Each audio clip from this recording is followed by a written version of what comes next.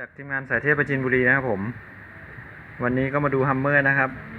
โมเดล CQ 4500นะครับผมคลาส H นะฮะอาการก็คือเห็นไหมฮะ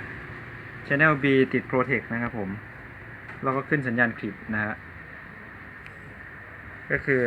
แน่นอนว่าฝั่งนี้ยังไงก็ไม่ออกนะฮะแต่ว่า A เนี่ยเดี๋ยวผมลองแตะขึ้นสัญญาณให้ดูเนี่ยนะฮะเนี่ยนะเองมีขึ้น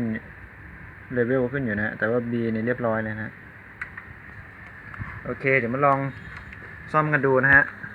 ไส้ในก็จะแยกเป็น2ฝั่งนะฮะ A กับ B นะครับผม B ฝั่งนี้นะฮะเดี๋ยวต้องมารื้อบอร์ดมาซ่อมกันดูนะครับว่าเกิดจากสาเหตุอะไรนะฮะจะมาดูต่อนะครับหลังจากที่เราไล่เปลี่ยนพวกทันเตอร์ชิปนะฮะทันเตอร์ไดรฟ์นะฮะก็จากที่เช็คไปก็จะมี power MOSFET leak ไป2ตัวนะครับผมแล้วก็ทันเตอร์ไดรฟ์เนี่ยไล่เปลี่ยนพอ power MOSFET นะครับผมจะมี MOSFET อยู่ฝั่งนี้ฮะคาร์ดเฮดจะมี MOSFET ไว้สวิตช์ไฟนะครับผมก็ช็อตไปนะฮะก็จัดการเปลี่ยนพวกออฟแอมพวกเนี้ยฮะ เปลี่ยนไปเลยนะครับผมโอเคเดี๋ยวมาเทสไปพร้อมกันนะผมเพิ่งตั้งตัวซิงค์เข้าไปนะฮะ เดี๋ยวไล่เสียบซ็อกเก็ตเลย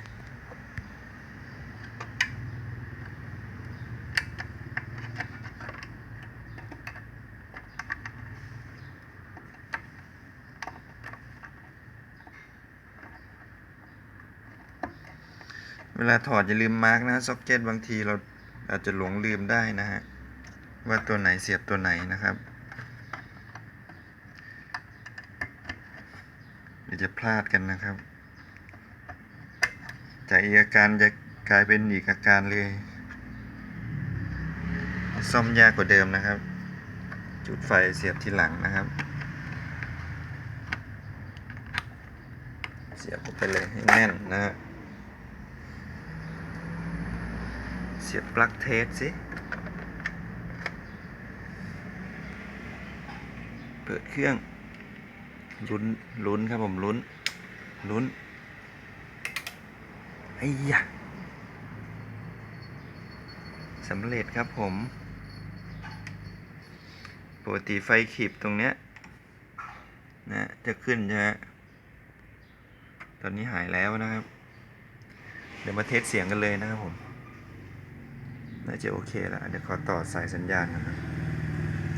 ลำโพงตัวเล็กเทสไปก่อนนะครับผมเอาแค่เวิร์กครับเดี๋ยวมาเทสช่องที่มีปัญหาก่อนนะคือ Channel V นะฮะต่อเข้าไปแล้ว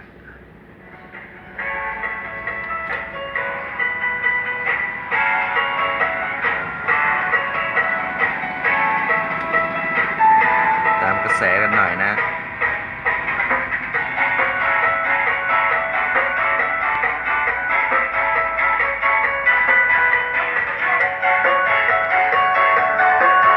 ทุกอย่างต้องทำงานปกตินะครับผม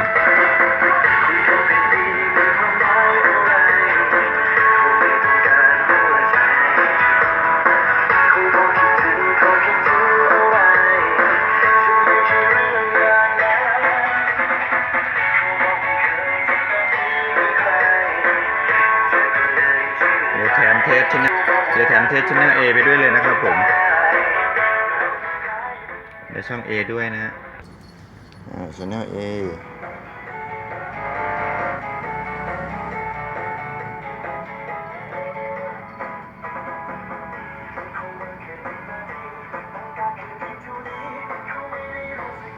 โอเคนะครับผม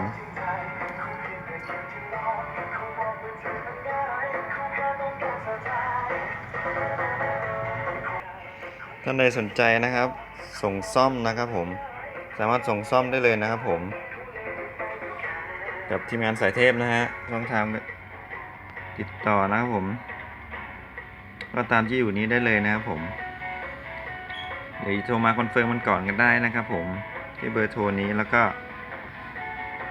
เข้าไปที่แฟนเพจ Facebook ก็ได้นะครับผม โอเคครับผม ขอบคุณสำหรับการรับชมครับ